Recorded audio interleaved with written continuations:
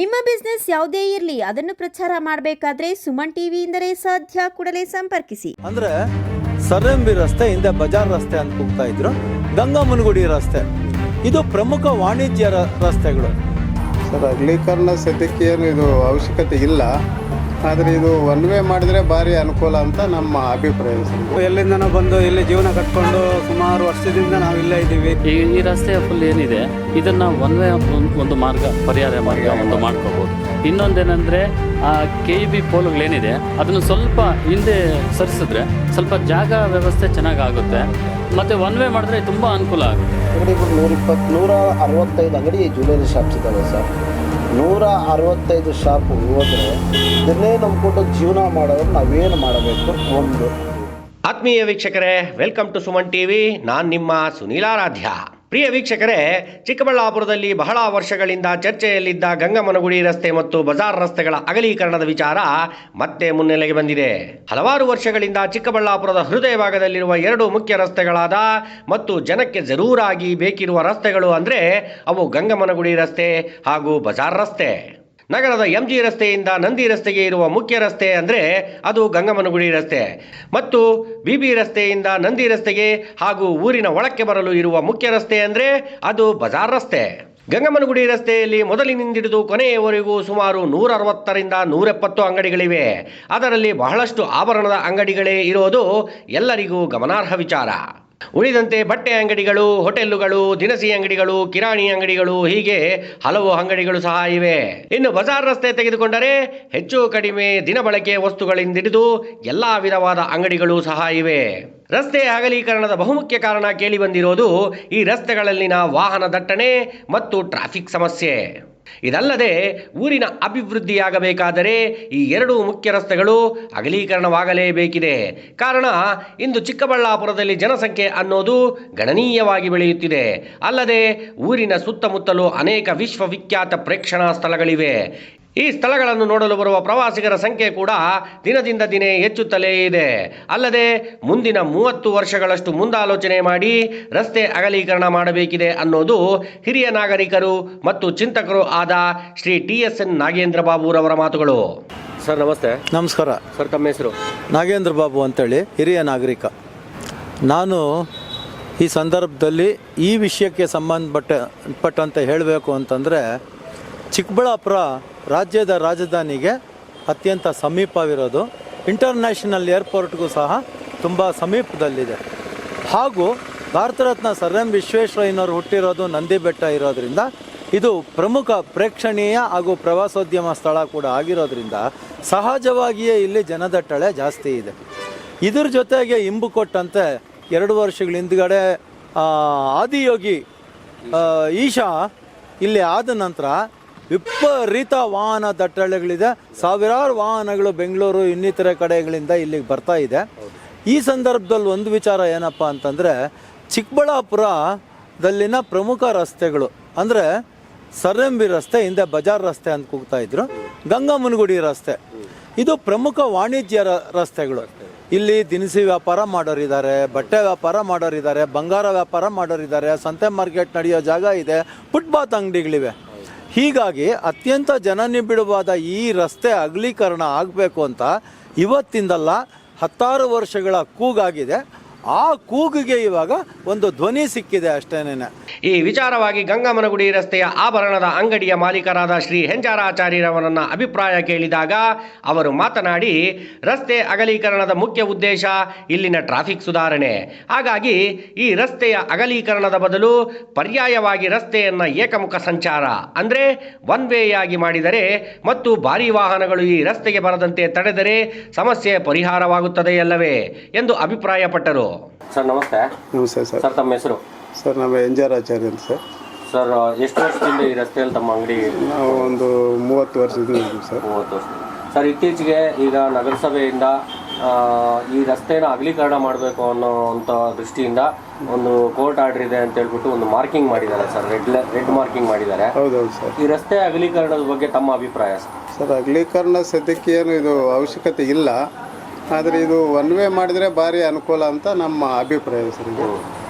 So ಈ ರಸ್ತೆಯಲ್ಲಿ ಸಂಚರಿಸುವಂಥ ಗಾಡಿಗಳನ್ನ one way ಮಾಡಿ ಅಥವಾ ಹೋಗಲಿಕ್ಕೆ ಅಥವಾ ಬರ್ಲಿಕ್ಕೆ ಎರಡರಲ್ಲಿ ಅಲ್ಲಿ ಎಮ್ ಜಿ ರೋಡಿಂದ ಈ ಕಡೆ B B road sir town hall ಸರ್ಕಲಿಂದ ಬಿ ಬಿ ರೋಡ್ ಕೊಡ್ಬೋದು ಈ ಕಡೆಯಿಂದ. ಅದು ಮಾಡಿದರೆ ಭಾರಿ ಒಳ್ಳೆಯದು. ಅದು ಅದರಲ್ಲಿ ಈಶಾ ಫೌಂಡೇಶನ್ ಗಾಡಿಗಳೆಲ್ಲ ಇದೇ ರೋಡಲ್ಲಿ ಬರ್ತದೆ. ಅದು ಮೇಯ್ನು ಇಲ್ಲಿ ಪ್ರಾಬ್ಲಮ್ಮು. ಒನ್ ವೇ ಮಾಡಿದರೆ ಭಾರಿ ಅನುಕೂಲ ಸರ್. ಸೊ ಈ ರಸ್ತೆನ ಮುಖ್ಯವಾಗಿ ಅಗಲೀಕರಣ ಮಾಡಬೇಕು ಅಂತ ಇರೋದು ಏನು ಅಂದರೆ ಊರಿನ ಜನಕ್ಕೆ ಟ್ರಾಫಿಕ್ ಸಮಸ್ಯೆ ತುಂಬ ಆಗ್ತಾ ಇದೆ ಅನ್ನೋ ಉದ್ದೇಶದಿಂದ.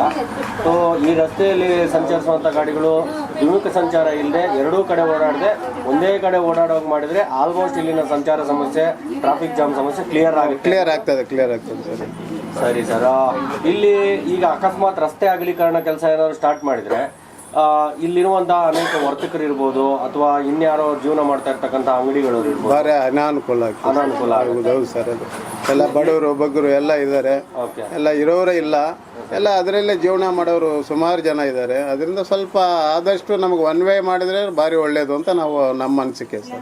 ಇದೇ ರಸ್ತೆಯಲ್ಲಿ 20 ವರ್ಷಗಳಿಂದ ಇರುವ ಇನ್ನೊಂದು ಆಭರಣದ ಅಂಗಡಿ ಮಾಲೀಕರಾದ ಶ್ರೀ ಮುನೇಶ್ವರಾಚಾರ್ಯರವರನ್ನ ಸುಮನ್ ಟಿವಿ ತಂಡ ಮಾತನಾಡಿ, ಆಭರಣದ ಅಂಗಡಿಗಳ ಮಾಲೀಕರು ಅಂದ ಕೂಡಲೇ ಅವರೆಲ್ಲ ಶ್ರೀಮಂತರು, ಅಂಗಡಿಗಳನ್ನು ಒಡೆದು ಹಾಕಿದರೆ ಅವರಿಗೆಲ್ಲ ಏನೂ ತೊಂದರೆ ಆಗೋಲ್ಲ ಅನ್ನೋದು ಊರಿನ ಬಹಳಷ್ಟು ಜನರ ಮಾತಾಗಿದೆ.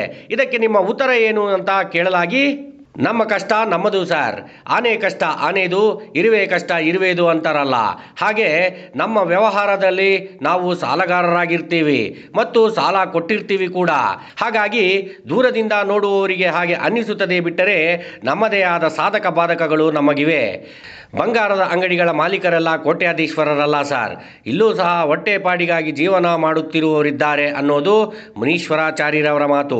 ಇಲ್ಲ, ನಾವು ಏನೇನು ಕಷ್ಟಪಡ್ತೀವಿ, ಎಲ್ಲಿಂದ ಸಾಲ ತರ್ತೀವಿ, ಎಷ್ಟು ಬಡ್ಡಿಗೆ ತರ್ತೀವಿ, ಇವೆಲ್ಲ ಸ್ವಂತ ಬಂಡವಾಳ ಇಟ್ಕೊಳ್ಳೋಕ್ಕೆ ಸಾಧ್ಯ ಇರಲ್ಲ ಸರ್. ಯಾಕಂದರೆ ನಾವು ಕೆಲಸ ಮಾಡಿ ಮತ್ತು ಅದರಲ್ಲಿ ಸ್ವಲ್ಪ ಕೂಡಿಟ್ಕೊಂಡು ಸ್ವಲ್ಪ ಸಾಲ ಮಾಡಿ ಎಲ್ಲ ಮಾಡಿರ್ತೀವಿ. ಸೊ ಏಕ್ದಮ್ ಬಂಗಾರದ ಅಂಗಡಿ ಇಟ್ಟವರೆಲ್ಲ ಸಾಹುಕಾರರು, ಕೋಟ್ಯಾಧೀಶರು ಅನ್ನೋದು ಅದು ಅಷ್ಟೊಂದು ಇದೆಲ್ಲ ಅನಿಸುತ್ತೆ. ಬಟ್ ಏನೇ ಆಗಲಿ ನಾವು ಸಾಲ ಮಾಡಿನೇ ಮಾಡಬೇಕಾಗುತ್ತೆ ಸ್ವಂತ ಬಂಡವಾಳ ಅಂತ. ಹೌದು ಸಾಲ ಕೊಟ್ಟಿರ್ತೀವಿ ಮತ್ತು ಸಾಲ ನಾವು ತಗೊಂಡಿರ್ತೀವಿ. ಈಗ ನಾವು ಕೊಟ್ಟಿರೋರು ಅಂಗಡಿ ಹೊಡೆದಾಕಿದಾಗ ಏನಾಗುತ್ತೆ, ಅಂಗಡಿನೇ ಇಲ್ಲ, ನಾವೇನು ಕೇಳೋದಪ್ಪ, ನಮ್ಮನ್ನೇನು ಕೇಳ್ತೀರಾ ನನ್ನ ರೀತಿಯಲ್ಲಿ ಮಾತಾಡ್ತಾರೆ. ಇನ್ನು ಈ ರಸ್ತೆಯ ಅಗಲೀಕರಣದ ಬಗ್ಗೆ ಈ ರಸ್ತೆಯಲ್ಲಿ ಸುಮಾರು 16 ವರ್ಷಗಳಿಂದ ನಡೆಸಿಕೊಂಡು ಬಂದಿರುವ ದರ್ಶನ್ ಹೋಟೆಲ್ ಎಂದೇ ಫೇಮಸ್ ಆಗಿರುವ ಹೋಟೆಲ್ ಮಾಲೀಕರಾದ ಶ್ರೀ ಶಿವರಾಮ್ ರವರ ಮಾತುಗಳಿವು. ಇವೇನು ಅಂತ ನೀವೇ ಕೇಳಿ. ಸರ್, ತಮ್ಮ ಹೆಸರು? ಶಿವರಾಮ್ ಅಂತ. ಸರ್, ನೀವು ಈ ಹೋಟೆಲ್ನ ಎಷ್ಟು ವರ್ಷದಿಂದ ನಡೆಸ್ಕೊಂಡು ಬರ್ತೀವಿ? ಸುಮಾರು ಒಂದು 16 ವರ್ಷದಿಂದ ನಡೆಸ್ತಾ ಇದ್ದೀವಿ ಸರ್. 16-17 ವರ್ಷದಿಂದ ನಡೆಸ್ತಾ ಇದ್ದೀವಿ. ಇಲ್ಲಿ ಬಾಡಿಗೆಗೆ ನಡೆಸ್ತಾರೆ? ಹಾಂ, ಬಾಡಿಗೆಗೆ ನಡೆಸ್ತಾ ಇದ್ದೀವಿ. ಎಷ್ಟು ಜನ ಕೆಲಸ ಮಾಡ್ತಾರೆ ಸರ್ ನಿಮ್ಮ ಕೆಲಸ? ಇವಾಗ ಮೊದಲು ಒಂದು 7-8 ಜನ ಕೆಲಸ ಮಾಡ್ತಾಯಿದ್ರು, ಇವಾಗ ಸ್ವಲ್ಪ ಕಡಿಮೆ ಮಾಡಿದ್ದೀವಿ. ನಾವೇ ಮಾಡ್ಕೊತಾ ಇದ್ದೀವಿ. ಒಂದು 2-3 ಜನ ಆದರೂ ಕೆಲಸ ಮಾಡ್ತಾ ಇದ್ದಾರೆ ಇವಾಗ. ನಾವು ಎಲ್ಲಿಂದನೋ ಬಂದು ಇಲ್ಲಿ ಜೀವನ ಕಟ್ಕೊಂಡು ಸುಮಾರು ವರ್ಷದಿಂದ ನಾವು ಇಲ್ಲೇ ಇದ್ದೀವಿ. ಇಲ್ಲಿ ಮಕ್ಕಳೆಲ್ಲ ಇಲ್ಲಿಗೆ ಶಾಲೆಗೆ ಹೋಗ್ತಾರೆ. ಈಗ ಅಗಲೀಕರಣ ಮಾಡೋ ಹೆಸರಲ್ಲಿ ಒಂದೇ ಸರ್ತಿ ನಮ್ಗೆ ಇದು ಮಾಡಿದರೆ ತುಂಬ ತೊಂದರೆ ಆಗುತ್ತೆ. ಅದಕ್ಕೂ ಸ್ವಲ್ಪ ಸಮಯಾವಕಾಶ ಬೇಕು. ಮತ್ತು ಅಗಲೀಕರಣ ಮಾಡೋದ್ರಿಂದ ಅಷ್ಟೊಂದು ಏನು ಇದಾಗುತ್ತೆ ಅಂತಲೂ ಗೊತ್ತಿಲ್ಲ. ಒಟ್ಟು ಪರ್ಯಾಯ ವ್ಯವಸ್ಥೆ ಏನಾದರೂ ಮಾಡ್ಕೋಬೋದಾಗಿತ್ತು ಅವರಿಗೆ. ಈಗ ಪರ್ಯಾಯ ವ್ಯವಸ್ಥೆ ಅಂತ ಹೇಳ್ತಾ ಇದ್ದೀರಾ, ಈ ರಸ್ತೆ ಟ್ರಾಫಿಕ್ ಜಾಮ್ ಬಹಳ ಸಮಸ್ಯೆ ಇದೆ ಅನ್ನೋ ಉದ್ದೇಶದಿಂದಲೇ ಅಗಲೀಕರಣ ಮಾಡಬೇಕು ಅಂತದ್ದು ಎಲ್ಲರ ಒಂದು ಅಭಿಪ್ರಾಯ. ಅದ್ರ ಕುರಿತಂತೆ ಏನಾದರೂ ಪರ್ಯಾಯ ವ್ಯವಸ್ಥೆ ಮಾಡ್ಬೋದಾ ಈ ರಸ್ತೆಗೆ? ಟ್ರಾಫಿಕ್ ಅಂದರೆ ಒನ್ ವೇ ಮಾಡೋಕ್ಕೆ ಚಾನ್ಸ್ ಇದೆಯಲ್ಲ ಸರ್. ಒನ್ ವೇ ಮಾಡ್ಬೋದು. ಆ ಕಡೆಯಿಂದ ಈ ಕಡೆ ಬರೋ ವಾಹನಗಳನ್ನ ಮಾತ್ರ ಈ ಕಡೆ ಬಿಟ್ಕೊಂಡು ಹೋಗೋ ವಾಹನಗಳ ಇನ್ನೊಂದು ರೋಡಲ್ಲಿ ಪರ್ಯಾಯ ವ್ಯವಸ್ಥೆ ಮಾಡ್ಕೊಳ್ಬೋದು ಅಂತ ನನ್ನ ಅನಿಸಿಕೆ. ಮತ್ತು ಈ ರಸ್ತೆಯಲ್ಲಿರುವಂಥ ಪಾರ್ಕಿಂಗ್ ಏನಾದರೂ ಪರ್ಯಾಯ ಮಾಡ್ಬೋದಲ್ಲ? ಹಾಂ, ಪಾರ್ಕಿಂಗ್ ಮಾಡ್ಬೋದು. ಇವಾಗ ಇರೋ ಅಂಥ ಒಂದು ಈ ಕರೆಂಟ್ ಕಂಬಗಳಿದ್ದಾವೆ, ಅದನ್ನೆಲ್ಲ ಸ್ವಲ್ಪ ಸೈಡಿಗೆ ಹಾಕಿ, ಇನ್ನು ಮುಂದೆ ಯಾವುದನ್ನ ಶೀಟ್ ಗೀಟ್ ಹಾಕಿದ್ದಿದ್ರೆ, ಮುಂದೆ ಇದು ಅಕ್ವೈರ್ ಮಾಡ್ಕೊಂಡಿದ್ದಿದ್ರೆ ಅದನ್ನೆಲ್ಲ ಸ್ವಲ್ಪ ಇದು ಮಾಡಿಕೊಂಡು ಚರಂಡಿ ಸ್ವಲ್ಪ ಸೈಡ್ಗೆ ಹಾಕೊಂಡ್ಬಿಟ್ಟು ಮಾಡ್ಬೋದು ಅದನ್ನು. ಇನ್ನು ಈ ವಿಚಾರದ ಕುರಿತು ಮಾನ್ಯ ನಗರಸಭಾ ಆಯುಕ್ತರಾದ ಶ್ರೀ ಮನ್ಸೂರ್ ಅಲಿರವರು ನಮ್ಮ ಸುಮನ್ ಟಿವಿಯೊಂದಿಗೆ ಮಾತನಾಡಿದ್ದು, ರಸ್ತೆ ಅಗಲೀಕರಣಕ್ಕೆ ಸಂಬಂಧಿಸಿದಂತೆ ನಮ್ಮ ಆಡಳಿತದ ಕಡೆಯಿಂದ ಮಾರ್ಕಿಂಗ್ ಮಾಡಲಾಗಿದೆ. ನಂತರದ ದಿನಗಳಲ್ಲಿ ಮುಂದಿನ ಕೆಲಸಗಳನ್ನು ಹಂತವಾಗಿ ಮಾಡಿಕೊಂಡು ಬರುತ್ತೇವೆ ಎಂದರು. ಅಲ್ಲದೆ ಎಲ್ಲರನ್ನ ವಿಶ್ವಾಸಕ್ಕೆ ತೆಗೆದುಕೊಂಡು ನಂತರವೇ ಕೆಲಸವನ್ನ ಮುಂದುವರೆಸಲಾಗುವುದು. ಏಕಾಏಕಿ ಅಗಲೀಕರಣದ ಕೆಲಸ ಮಾಡುವುದಿಲ್ಲ. ಎರಡೂ ರಸ್ತೆಗಳ ವರ್ತಕರನ್ನು ಕರೆಸಿ ಸಭೆ ನಡೆಸಿ ಎಲ್ಲರ ಮನವೊಲಿಸಿ ಎಲ್ಲರ ಸಹಕಾರದೊಂದಿಗೆಯೇ ಅಗಲೀಕರಣದ ಕೆಲಸ ಆಗಲಿದೆ. ಮತ್ತು ಈ ಹಿಂದೆ ಯಾರು ಏನೇ ಮಾಡಿರಲಿ, ನಾನು ಮಾತ್ರ ಎಲ್ಲರನ್ನ ವಿಶ್ವಾಸಕ್ಕೆ ತೆಗೆದುಕೊಂಡೇ ಕೆಲಸ ಮಾಡುತ್ತೇನೆ ಎಂಬ ಮಾತುಗಳು ಮಾನ್ಯ ನಗರಸಭಾ ಆಯುಕ್ತರದ್ದು. ಇಲ್ಲ, ಇಲ್ಲಿ ಏನಾಗ್ತಾ ಇದೆ ಸರ್, ಪೂರ್ಣ ಅಂಗಡಿಯನ್ನು ಹೊಡೆದು ತೊಗೊಳ್ತಾ ಇಲ್ಲ ನಾವು. ಈ ಕಡೆ ಆ ಕಡೆ 5ರಿಂದ 10 ಫೀಟ್ ಅಷ್ಟೇ ತೊಗೊಬೋದು. ಹಾಗಾಗಿ ಆ ರೀತಿ ಯಾವುದೇ ತೊಂದರೆ ಆಗೋದಿಲ್ಲ. ಅವ್ರು ಸಾಕಷ್ಟು ಸಮಯಾವಕಾಶವನ್ನು ಕೊಡ್ತೇವೆ. ಅಷ್ಟರೊಳಗೆ ಅವರೇ ಈಗೇನು ಸ್ವಲ್ಪ ಮುಂದೆ ಇರ್ತಕ್ಕಂಥ ಗೋಡೆ ಅಂತ ಹಿಂದೆ ಹಾಕ್ಕೊಬೇಕಾಗುತ್ತೆ ಅಷ್ಟೇ. ಹಾಗಾಗಿ ಆ ಥರ ಯಾವುದೇ ಪರ್ಯಾಯವಾಗಿ ಜಾಗ ಆಗಲಿ ಮತ್ತೊಂದು ಶಾಪ್ ಆಗಲಿ ಕೊಡೋಕ್ಕೆ ಅವಕಾಶ ಇಲ್ಲ, ಪ್ರಸ್ತಾವನೆ ಇಲ್ಲ. ಅಲ್ಲೇ ಇರ್ತಕ್ಕಂಥ ಸ್ವಲ್ಪ ಹಿಂದೆ ಯಾವುದೇ ಒಂದು ಬಿಲ್ಡಿಂಗ್ ಕಟ್ಟಬೇಕಾದ್ರೆ ಅದಕ್ಕೊಂದು ನಿಯಮ ಇರುತ್ತೆ, ಅದಕ್ಕೊಂದು ಬಿಲ್ಡಿಂಗ್ ಲೈನ್ ಇರುತ್ತೆ. ಫ್ರಂಟಲ್ಲಿ ಅವರೆಲ್ಲ ಪಾರ್ಕಿಂಗ್ ಜಾಗ ಬಿಡಬೇಕಾಗುತ್ತೆ, ರೋಡ್ ಮಾರ್ಜಿನ್ ಬಿಡಬೇಕಾಗುತ್ತೆ, ಎಲ್ಲ ಬಿಟ್ಟು ಕಟ್ಟಬೇಕಾಗುತ್ತೆ. ಹಿಂದೆ ಎಲ್ಲ ಕಟ್ಕೊಂಡಿದ್ದಾರೆ, ನಮಗೇನು ತೊಂದರೆ ಇಲ್ಲ. ಇಷ್ಟು ದಿನ ವ್ಯಾಪಾರನೂ ಮಾಡ್ಕೊಂಡಿದ್ದಾರೆ ಅವರು. ಹಾಗಾಗಿ ಇನ್ಮೇಲಾದರೂ ಊರಿನ ಅಭಿವೃದ್ಧಿ ದೃಷ್ಟಿಯಿಂದ ಅವರು ಸಹಕಾರ ಕೊಡಬೇಕು. ನಾವು ಅವ್ರಿಗೇನು ಬೇಕು ಸಹಕಾರ ಕೊಡ್ತೀವಿ. ಓವರಾಲ್ ಈ ರಸ್ತೆ ಅಗಲೀಕರಣದ ವಿಚಾರವನ್ನು ನೋಡೋದಾದ್ರೆ 50-50 ಎಂಬಂತಿದೆ. ಅಗಲೀಕರಣದಿಂದ ಅತ್ತ ಅನುಕೂಲಗಳು ಇವೆ, ಇತ್ತ ಅನಾನುಕೂಲಗಳು ಇವೆ. ಫೈನಲಿ ಕೆಲವು ಅಭಿವೃದ್ಧಿ ಕೆಲಸಗಳಾಗಬೇಕಾದಾಗ ಒಂದಷ್ಟು ಜನಕ್ಕೆ ಸಮಸ್ಯೆಗಳ ಅನ್ನೋದು ಆಗೋದು ಸರ್ವೇ ಸಾಮಾನ್ಯ. ಅದಕ್ಕಾಗಿ ಎಷ್ಟು ವರ್ಷ ಅಂತ ಈ ರಸ್ತೆಗಳನ್ನು ಹೀಗೆ ಬಿಡೋಕ್ಕಾಗುತ್ತೆ? ಊರಿನ ಜನಸಂಖ್ಯೆ ದಿನೇ ದಿನೇ ಬೆಳೆಯುತ್ತಿದೆ. ಸೊ ಪಾಪ್ಯುಲೇಷನ್ಗೆ ತಕ್ಕಂತೆ ರಸ್ತೆಗಳು ಕೂಡ ಬೇಕೇ ಬೇಕು ಅನ್ನೋದು ಸಾರ್ವಜನಿಕರ ಅಭಿಪ್ರಾಯ. ಪರ್ಯಾಯ ವ್ಯವಸ್ಥೆಯ ಬಗ್ಗೆ ಯೋಚನೆ ಮಾಡಬಹುದಾದ್ರೂ ಆ ಪರ್ಯಾಯ ವ್ಯವಸ್ಥೆ ಅನ್ನೋದು ಕೇವಲ ಕೆಲವು ವರ್ಷಗಳಿಗೆ ಸೀಮಿತವಾಗುತ್ತದೆ. ಆ ನಂತರ ಮತ್ತದೇ ಸಮಸ್ಯೆ ಕಾಡೋದು ತಪ್ಪು ಅಲ್ಲ ಅನ್ನೋದು ಜನರ ಅಭಿಪ್ರಾಯವಾಗಿದೆ. ಎಲ್ಲ ಅಂದುಕೊಂಡಂತೆ ಆದರೆ ಇನ್ನು 6 ತಿಂಗಳುಗಳಿಂದ 1 ವರ್ಷದೊಳಗೆ ಅಗಲೀಕರಣ ಕಾರ್ಯ ಮುಗಿಯಬೇಕಿದೆ. ಬಟ್ ನೋಡೋಣ, ಮುಂದಿನ ಸನ್ನಿವೇಶಗಳು ಹೇಗೆ ಬದಲಾಗುತ್ತದೆಯೋ ಯಾರಿಗೆ ಗೊತ್ತು. ಒಟ್ನಲ್ಲಿ ಗಂಗಮ್ಮನಗುಡಿಯ ರಸ್ತೆಯ ಅಗಲೀಕರಣದ ವಿಚಾರ ಊರಿನ ಗ್ರಾಮ ದೇವತೆ ತಾಯಿ ಗಂಗಮ್ಮನೇ ನೋಡಿಕೊಳ್ಳಲಿ. ಕ್ಯಾಮರಾಮನ್ ಸಂಜಯ್ನೊಂದಿಗೆ ಸುನೀಲ್ ಆರಾಧ್ಯ, ಸುಮನ್ ಟಿವಿ, ಚಿಕ್ಕಬಳ್ಳಾಪುರ.